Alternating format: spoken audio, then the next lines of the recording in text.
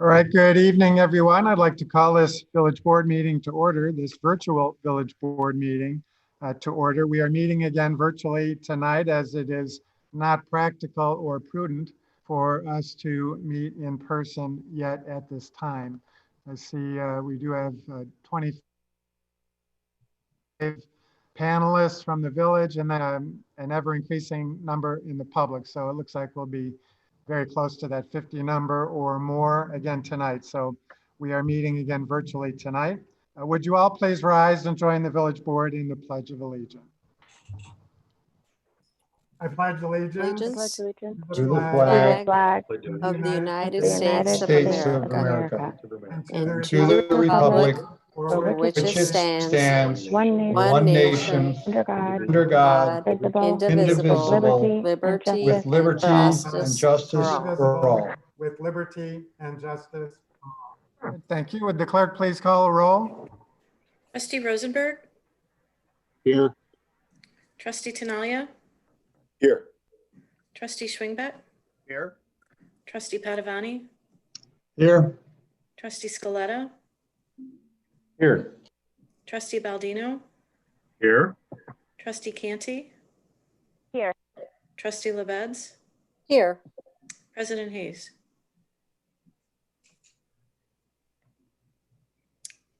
I think he's frozen. All right. I think you're asking for me. I'm here. Yes, sir. Thank you. Okay. Yeah, I maybe have a weak connection tonight, so bear with me. We move on.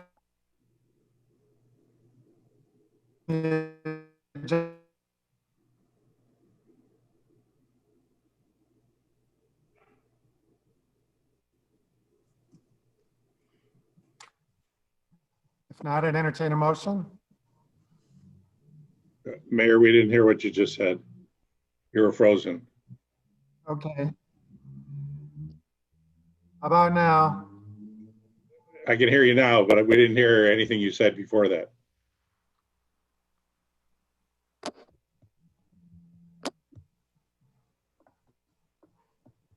You want to go back and repeat what you had said before? All right, let's try it again. Committee of the whole meeting minutes from August 3rd. Any changes or passes? Move approval. Motion to approve by Trustee Rosenberg, second by Trustee Schwingbeck. Roll call. Trustee Rosenberg, Yes. Schwingbeck, Yes. Trustee Scaletta, Yes. Trustee LaBedz, Yes. Trustee Padovani, Yes. Trustee Canty. Yes. Trustee Baldino, Yes. Tinaglia, Yes. President Hayes. Yes. Next is the village board meeting minutes from that same evening, August 3rd. Any changes or passes? Move approval. Second. Motion to approve by Trustee Rosenberg, second by Trustee LaBedz. Roll call. Trustee Rosenberg, Yes. Trustee LaBedz, Yes. Trustee Padovani, Yes. Trustee Schwingbeck, Yes. Trustee Baldino, Yes. Trustee Scaletta, Yes. Trustee Canty, Yes. Trustee Tinaglia, Yes. President Hayes. Yes. And finally, the committee, the whole meeting minutes from August 10, 2020. Any changes or passes? Move Move approval. approval.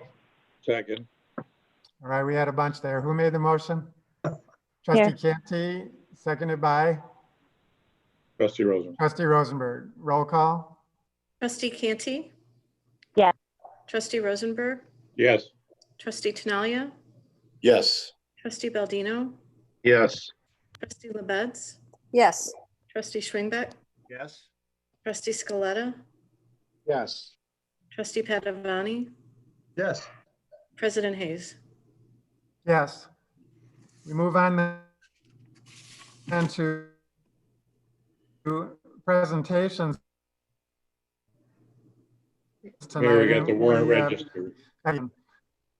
You're right. Thank you.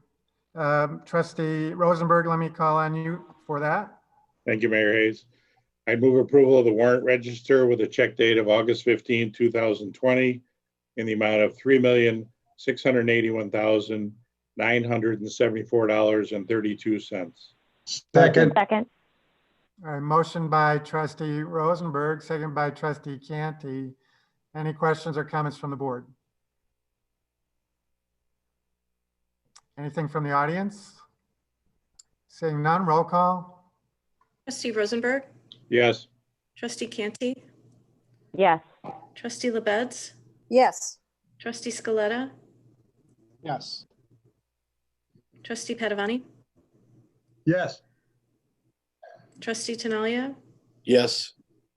trustee Baldino, Yes. trustee Schwingbeck, Yes. President Hayes. Yes.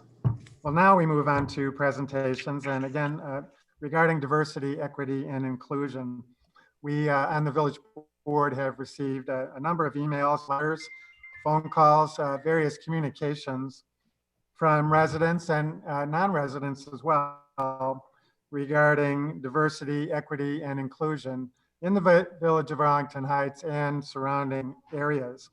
We do take this issue very seriously. As we've indicated many times, it is one of our board's top 10 goals for this year.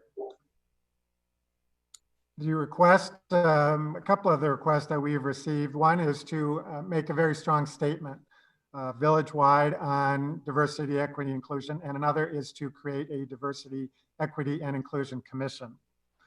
We are considering both of those matters very seriously. We do want to, though, take a step back and make sure that we do so in a very careful and meaningful manner. And so our village manager, Mr. Recklaus, is going to talk about our plan for doing that.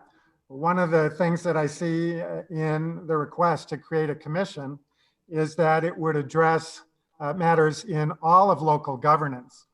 And it's very complex in terms of what local government is all about.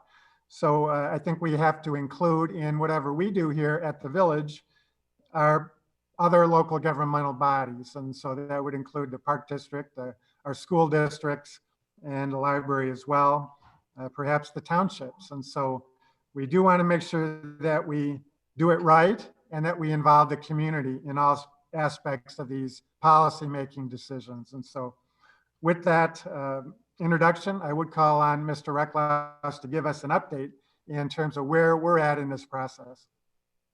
Thank you, Mayor. I'm pleased to report that we have been making progress in this area. Assistant Village Manager McCullough, HR Director Rath, and I have interviewed 4 different diversity and inclusion consulting firms over the past couple of weeks. The interviews are now complete. We are going to be, we've also reviewed the proposals from each. And our plan is to hire one firm to conduct an internal diversity and inclusion audit and plan for the village. We're hopefully going to be in a position to make a selection this week. As part of that process, as you alluded to, we will be looking to hold a community discussion on the issues of diversity, equity, and inclusion in Arlington Heights this fall. We have had preliminary discussions with the library, the parks, and the school district about this and their participation in this discussion too. And the idea is that this process would help inform other efforts. And when we look at our plan and the development of a plan, we want to see, what kind of feedback we receive, what the firm finds that our needs are, or any areas where we feel we can improve, and then go forward from there. As you noted, I know we've received a lot of feedback from residents in recent days on the issuance of a formal DEI statement. We are also working on that. As you alluded, we, rather than finding kind of a canned statement online and simply restating it, we really want to work on drafting something that reflects the views of the village board and is specific to our community, rather than just restate something that we find. And so all of that work is very much underway and is a focus of the team currently.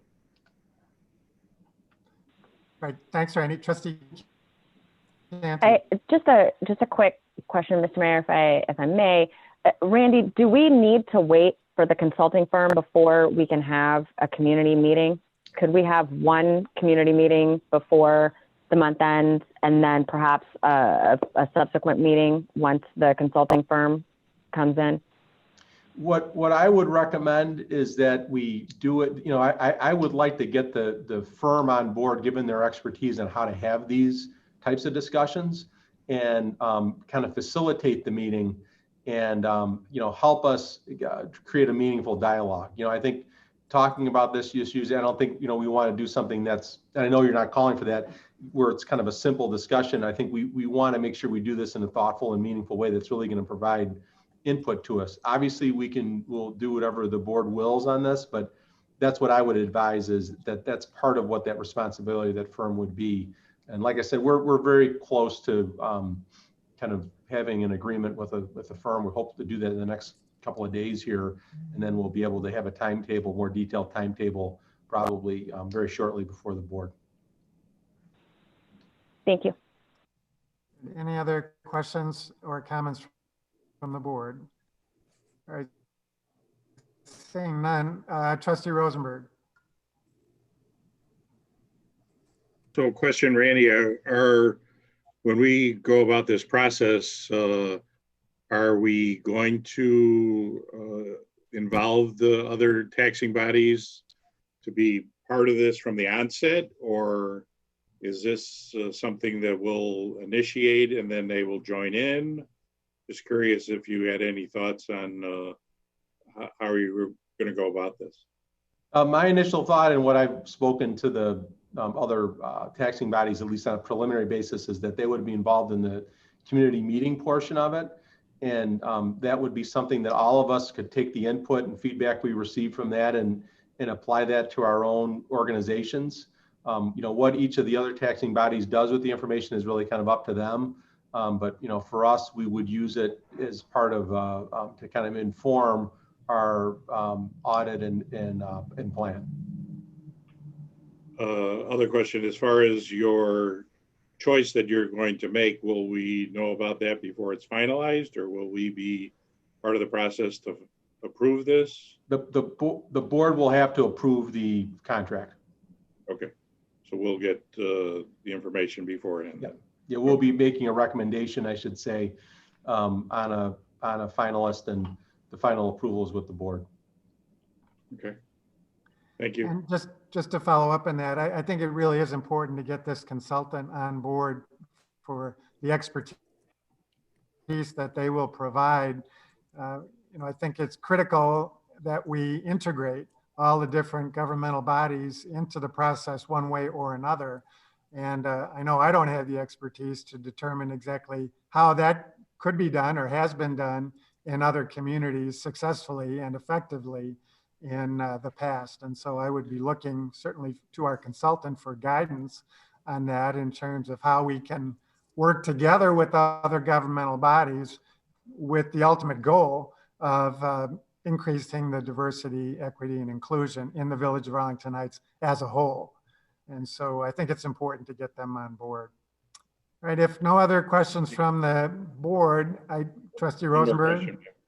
So Randy, one other item, did we ever reach out to the Northwest Municipal Conference to see if there was anything being done on more of a global basis, you know, in the area and our fellow members there? Yeah, I have spoken with the conference, and, you know, we've been obviously talking about issues of diversity and inclusion given current events. And, you know, we have looked at other communities that have done these types of statements and done these types of programs. And, you know, some of the firms that we've seen are being used by other communities in the area. So there are some parallel discussions going on, but every community is kind of doing it in their own way. But we have a pretty good network, and so we do share ideas and experiences to, you know, make sure we learn from one another for sure. Right. I'm just trying to see if we can't benefit from, you know, these other resources that maybe have already gone through some of this and, you know, had any experience with this. I know it's fairly new, but yeah, it maybe would benefit us. So. Yeah, definitely. All right, thank you. If no other questions from the board, I'm going to hold off public comment because we're moving right into citizens to be heard. And so we will call on the public at that time, and certainly we can address diversity, equity, and inclusion if they so choose at that time. So let's move on then to citizens to be heard. And I do have one hand that has been raised right now. That's Heidi Graham. Heidi, and you're just reminded of the 3-minute time limit. Good evening, Mayor Hayes and Village Board members. Thank you so much for having me, and I appreciate everything that I've heard here today. Again, my name is Heidi Graham, and I'm here speaking on behalf of the League of Women Voters of Arlington Heights, Mount Prospect, and Buffalo Grove, of which I am the president. As you know, League marks 100 years of empowering voters and defending democracies. In fact, tomorrow marks 100 years of the 19th Amendment, and we do appreciate that the Village Board recognized our anniversary this year. We work very hard in our communities to uphold the democratic process, but we've not always done that. And 100 years ago, the suffrage leaders asked the women of color to march in the back of the room. It wasn't until 2018 that our local league adopted a diversity policy and established a diversity committee. But we did that. And in the 2 years that we have actively sought more voices at our table, we have become the fastest growing league, one of the fastest growing leagues in the nation, and arguably one of the strongest. We reach thousands of voters, regardless of political affiliation, every year. And I'm certain that this new inviting league is the reason. So I very much appreciate y'all talking tonight about being very committed to having diversity here in Arlington Heights.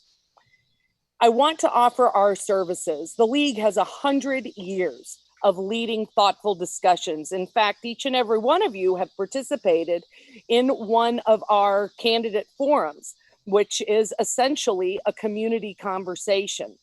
And so we are uniquely suited and uniquely trained as community members to do that. And we want to work with the village in establishing our community as being more diverse and really living up to that motto of being a community of good neighbors and welcoming to all. So thank you for your time and have a wonderful evening. All right, thanks, Heidi. Are there any other members of the public who wish to address the board on an item not on the agenda? We do have a number of comments that were submitted in advance that I will have the clerk read into the record, but I want to call on people who are present with us on the conference tonight. So Ann O'Brien is next. Ann.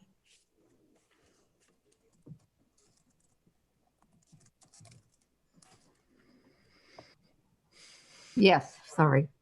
I wanted to ask for your support for the Diversity, Equity, and Inclusion Committee and the declaration.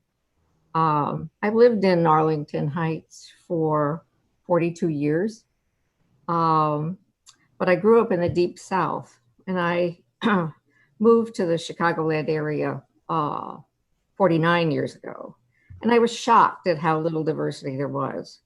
And I felt like I was in a white bubble. And I think a lot of people that have lived in this area their whole lives don't realize how unique it is and how segregated we are in the Chicago area. Arlington Heights lacks diversity, not by law currently, although laws were part of it, but also by history and economics. And we're a village of good neighbors, but we're also a village of white privilege and sometimes a village of bias. I've seen examples, overt and implicit bias in my years here. A coworker expressed an unease around Blacks of a certain darkness. She preferred light to dark, judgmental in that way. A neighbor expressing fear that an Indian neighbor was going to move in next door. And countless comments of people that discuss things with me. I'm not a racist, but. Now is not the time for buts, discomfort, or unease regarding race relations. It's a time to be proactive. So I'm asking Arlington Heights to be proactive. When the protests started for Black Lives Matter, we had peaceful protests in the village. But it was on the app network. It's usually a place to get the name of a good plumber, but it became a place to freely express racism and closed-mindedness. And these were people in Arlington Heights registered in specific neighborhoods. The protest organized by Hersey High Schools was accused of possibly bringing rioters, looters into our town. People were concerned about not being warned so that they could lock their children up. They felt that using the public streets and the public parks should not have been done unless they were warned. To me, that is a hint of bias. It just is. Racism is not white robes and burning crosses, although I've been around that. And it's not just occurring in the South. Even unintentional bias results in racist actions in housing and in the workplace and in our neighborhood. When I moved here, I didn't expect to stay. My husband was getting his MBA and we thought that we would move on. At the time, I had misgivings about moving into such a white town. But the house we fell in love with and the neighborhood we fell in love with and the schools were here. We ended up staying. And if you could wrap up if you would. Yes. But I did regret, looking back, raising them in our village. I wish I had raised them in a more diverse environment. So this is a personal issue for me. I want you to help make me proud for my choice to make this village my home and adopt this improvement with diversity committee. Thank you. Great, thanks, Ann. Are there any members of the public who wish to address the board? Lori, we need your last name, Lori, if you would. Sorry, can you hear me now? We got you. Just give us your last name if you would. Last name is Ford, Lori Ford. Okay. So I just want to just briefly speak on behalf of the Arlington Alfresco. My husband and I moved to the village recently. We moved during COVID-19 and we were very concerned about the Alfresco opening since we live right here on Vale. And we have been nothing but pleased with the way this has gone down. The businesses need for this to stay open. Before we know it, the snow will be flying, it will be cold, they will have to close their windows, and fewer people are wanting to eat inside. We need to support these businesses. We need to support the music, the live music that is being played. Perhaps now that school is starting, we need to reduce the hours, maybe end it at 9:30, Sunday through Thursday or Sunday through Wednesday, but on the weekends, they need those people to be coming down. We need to support these businesses. I feel that it is being done very well, and these businesses have shown a good investment in making sure all the rules are followed. And so I wanted to just get on and support the Arlington Alfresco continuing as is. And if you're concerned about noise, it's on top of the municipal parking lot where there are crowds gathering and cars. And sometimes we even have trick shows with motorbikes and bicycles. That's where the noise is coming from, not beautiful music coming from our great businesses. All right, thanks, Lori. And just for everyone who is on the call at this time, we will be discussing Arlington Alfresco at the end of the agenda. So I would ask if you want to speak on that issue, if you could hold off until then. But thanks, Lori. Next is John Corbett. John, just a reminder of the 3-minute time limit. Oh, okay. I thought I was on mute. On the diversity issue, I just wanted to bring up that I'm legal counsel for the Arlington Heights Board of Chamber, and we've developed a diversity group through the chamber that meets every Monday at 9 o'clock. And Randy's been there on a few occasions. It's really been a great thing. And when Randy was talking, he talked about the diversity within the schools and the library and all that. And schools is so important for that. But also I just wanted to point out that one of the biggest things we talk about with all that's going on is diversity within the hiring in the police department is just so important, and learning how to do that. There's not one Black police officer, I don't believe, on the entire force. And I think that's something that the consultants hopefully will help us with. That's it. All right, thanks, John. Next is George Motto.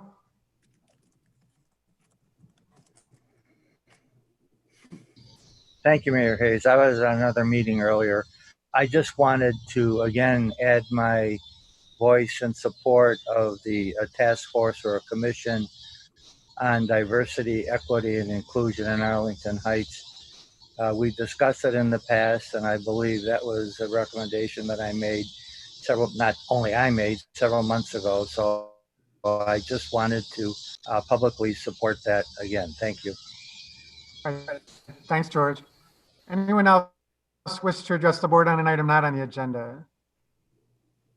All right, I see none. So let's go to the village clerk to read in the comments that we received in advance of the meeting. Becky? Hello, Mayor. I'll start the first letter. Dear Mayor Hayes and village trustees, as a biracial Black and white family living in Arlington Heights, we request the village to take a proactive anti-racist stand and 1, make a declaration in support of diversity, equity, and inclusion in Arlington Heights, and 2, create a diversity, equity, and inclusion commission. We are asking the village to formally make this declaration so the anti-racist values of Arlington Heights can be communicated to the larger community. We also ask for action via a DEI commission to ensure we strive for anti-racism in all our policies and practices. Then we can truly be the village we want to be, a village of good neighbors. Thank you, Karen Joseph. Letter 2. In recent weeks, there have been several acts of hateful graffiti in our community. Like many others, I thought these were random until I started to hear from Arlington Heights residents of color. I have heard many stories of discrimination, both overt and subconscious. I look around our village and I don't see many faces that don't look like mine. We don't have activities for people who are differently abled. We don't have representation from the LGBTQ community. And then we wonder why members of marginalized groups don't feel welcome in Arlington Heights. I have chosen to live here because I love my community and I want to raise my daughter here. I know that Arlington Heights can be a community that welcomes and includes all of its residents. If we open our minds and our hearts to the idea of diversity and inclusion, there are no limits to how wonderful a village can be. Therefore, I urge you all to commit to a future ensuring equity, diversity, and inclusion through a formal declaration. In addition, I request that the village put its commitment into action by creating a diversity, equity, and inclusion commission. Thank you, Maria Zeller Brower. Letter 3.